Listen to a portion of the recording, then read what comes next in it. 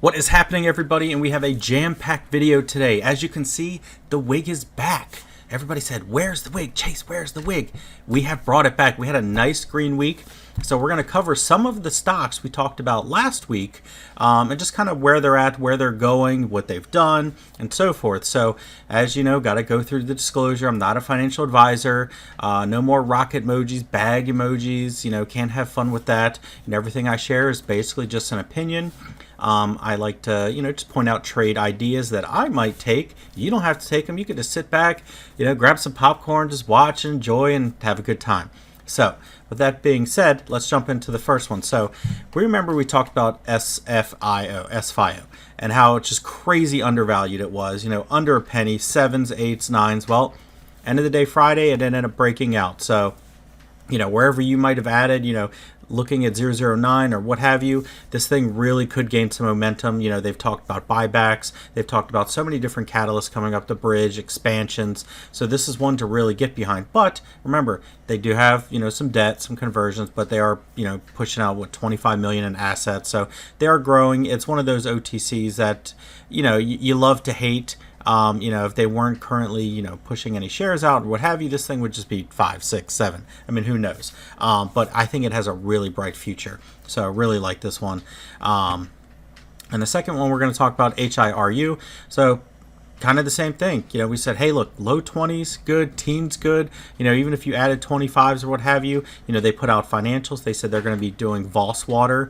So a lot of good things in the pipeline for this company. So as you can see, it popped up into 3s and then it came back down. So, it's always had trouble holding within 3s. And as you can see, accumulation goes down a little bit. So they might still have some debt they're churning out. So that's the thing with a lot of these OTC companies is, they'll pop, but eventually they'll come back down. So a lot of people have kind of started trading a channel. So until they get big news, big volume to break out of that channel, it's going to keep, just either channeling up, channeling down or what have you. But, I really like this one. They're really active. They're trying to grow. They're doing all the right things. So, can't get any better than that. And then HOTU. I mean, I said it was a big boy, 7s, 8s. I mean, what did we close at Friday? Over 10 cents. So, I mean, breaking that crucial 0.8 was just, it was big. It really was. And as you can see, we have a cross forming. And now it is a little overbought, so it does need to have some more consolidation. It needs to cool off a little bit. Accumulation is just rock solid. But we still have some time before they start announcing, what's going on behind the curtain. Now, we did see Kellner, who's on filings and has a lot to deal with HDUP, get into a quote-unquote SPAC. So we're going to, before we dive too much into that, let's wait for it to unfold a little bit before we start pointing out like, oh, are they going to NASDAQ? Are they going to use it, the assets as a vehicle? Because we don't know for sure until they physically come out with an 8K and say, hey, this is what we're doing. So for now, it's looking great. It does need to cool off a little bit. Could it keep going? Yeah, absolutely. I mean, if they have big news, this thing could go up into 90 RSI for a good week. I mean, look, GDVM ran 90s for what? A month. So with OTC, as long as there's buying pressure, they can run it hot for as long as they want. So we'll see what they come up with, leading in the next couple of weeks, but still love this one. I think it has a bright future. CNNA, same thing, 002. Like I said, if you could buy it there, pop it, trim some off, what have you. But it really needs to break out of 003 into 004 and test that, and then sky's the limit. So the thing with this one is they're still not paying current. So like I mentioned, it's still kind of high risk. So, do I love it? I think it has a lot of opportunity. But we need, new management to come on. We need, a new pipeline, what's going to be happening behind the scenes, new merger. But for right now, to me, 002 is great. It's just if you want to trim some off the top and, reload back on around that area, great. But same thing, not a financial advisor. Do whatever works best for you. We're just here to hang out, wear a wig, and talk about stocks. So we'll go into the next one, WLAN. So they haven't talked about anything recently. They mentioned Nokia. They mentioned they were looking for financing. And my guess is, they mentioned having some trouble finding financing. So to me, it sounds like they're trying to go the non-toxic route, which they have mentioned, which would be huge. So if they can do some sort of lockup period, get really good financing and then, start to really branch out, it sounds like they might be entering a quiet period because they did say NDAs. So, just looking at the chart here, this mid 50s is a really good place to add. If it does wick below 005, 46, I mean, as you see, 004 was what, back in early February. It hasn't touched that since November. So to me, this is a really good place to add if you are looking to, kind of long something or accumulate. But, we'll see what they have to bring. And then IDVV, this thing loves to pop. But like I said, they have some debt. So, 20s broke into 30s. They said AI this, AI that. So it could be a really exciting company. I want to see a little bit more developments come out of it. And then this is going to be a new one we're going to talk about. So we kind of did the recap.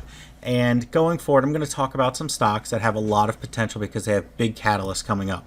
So this one is GTII. So I'm sure you've heard about it, the Kramers, Alpine, the big squeeze. And as you can see here, this thing ran to what, $9 previously? I mean, it was incredible to watch. I remember somebody saying, hey, GTI is going to go, and it was like 80 cents. And I saw it again at 140. I was like, oh, I'm not buying there. Then it's like $4, and I'm like, what is going on here? Then it's like 5, 6, 7, 8. So I did trade it a couple times. It always has nice volume. And I love the charts, I really do. So I mean, just looking at these wicks down here, right above $1. If I can get some in that range, I don't think I'll be able to, and I'll show you why I put it up here. They have a couple big catalysts coming up. So, they've talked about Alpine and NCCS and, what have you, and how they have a court date, which I'll put up here. So I'm not sure that relates too much to GTI. I haven't done my due diligence too much on that. But I see here that, it says they had a short position and so forth. But, don't want to talk too much about it because I don't know enough to really share too much on that. But what I do know is, looking at their PR from February 21st, they've been talking about this 1-800 law firm deal forever and ever and ever. So that, after they put up here, Global Industries, the company announced today that Wildfire Media Group is going to 2-year audit, blah, blah, blah, blah, blah, blah. You can read it yourself. Shortly thereafter, the companies have agreed to target the final close of the acquisition on or about April 1st. So they've been trying to get this thing closed forever, audits and so forth. Now, that's big. So, I mean, here we are, early March. So you can already see it popped on Friday, a nice day. Was it 30% or more? So this is something I really want to accumulate. And not only that, but, leading into that date, it could get explosive. They also have some warrants that are around $2.75 that have to be cashed by like April 8th, I think. And if not, they're just going to go dead. So I'm going to guess this is going to have some serious volume coming up soon. So between, the court date at the end of March, just to see what's going to happen to Alpine, into, the acquisition and the warrants and so forth, I'm really liking this one. Especially in this area, as you can see, it has some resistance around this point. So you'd say, 821 MA. It's always had trouble with 2. So I've noticed that. I mean, around $2 for a little while, it's popped up. It just could not break. But I'm expecting to see a little volatility soon. So keep it on your watch. People love to trade this one. It's always got a lot of volume. So I'm really thinking it's gonna, toward the end of March, really gear up for a big run. All right, so the next one I'm going to talk about is EPAZ, E-P-A-Z. So this thing, they were quiet for a while, and then all of a sudden they've just, hey, our drone's this, our drone's that. And we knew about EPAZ back from the ATVK days. So we thought Denadrone was going to go into ATVK, but instead we got a blue fridge. Yes, a blue fridge that they talked about, possibly, storing this, storing that, and then it went caveat emptor, which it happens. It's penny stocks, it's OTC markets. But they've just been firing off on Twitter. So they have an upcoming catalyst, a couple actually. So as you can see, EPAZ, our patent for our drone charging pad, will be available or issued next week on March 2nd. And then they have, EPAZ Zenadrone 1000 flying during the night, yada, yada, yada. EPAZ will this, EPAZ will that. They'll cook your dinner for you, make your laundry and so forth, or fold your laundry. But, reading their recent PR, one thing I wanted to point out, because, since we are in early March, people love big catalysts. So, going through this and then, kind of skimming through it, I kind of caught my eye. I said, hey, wait a minute. Let's go ahead and read this real quick. So, a mission-critical provider of drone technology, blockchain, mobile apps, that the U.S. Air Force invited Zenadrone to showcase the Zenadrone 1000 at an airbase in California on March 16th and March 17th. That is huge. You have an OTC company going to a U.S. Air Force, meet basically to show off their drone. So, I don't think they'll close a deal that day, but it does talk about SBIR contracts, working and securing partnerships for phase 2. So this one can really go. I mean, if you're looking at the share structure, it's gorgeous. And just all around, the fact that one, it's a drone, government, good share structure. Now they do have some debt, so a lot of the pops or runs do get kind of sold into a little bit. But I'm really looking at this one. So just looking at the chart here, and it does have a gap here. I'm not even going to talk about gaps today. I don't want to hear about gaps. I mean, this thing could take forever to close. Will it close eventually? Probably. But, you can see channel break out. Had the big news, ran all the way over a penny, and then now it's kind of channeling, and then it popped up into 009.